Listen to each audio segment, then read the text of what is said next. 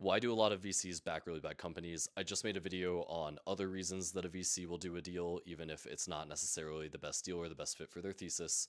But a more important issue to talk about is adverse selection and companies and VCs just not having access to the deals that they want to have access to and having to deal with the leftovers. In venture capital, adverse selection largely relies around the assumption that there is a lot more money than there are great startups, right?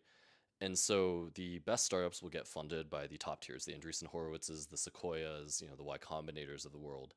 And whatever is left is that remains. And you don't really want to be picking through another fund's discard pile necessarily when you could have had access to that top deal.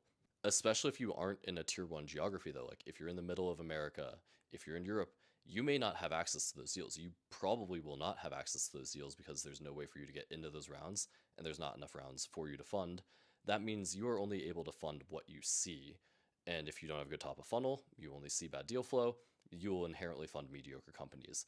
This is, in my opinion, actually the biggest reason that most venture capitalists underperform is they are suffering from adverse selection, but they don't necessarily realize that they are.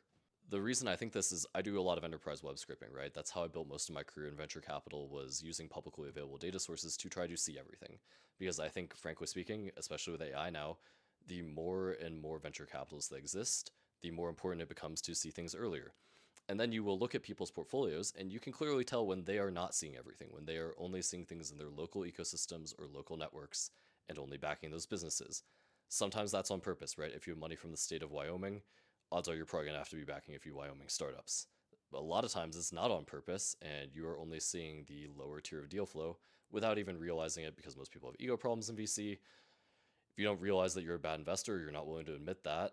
You're not going to admit that you've picked bad deals, and then you will keep picking bad deals because you're pattern matching at that point.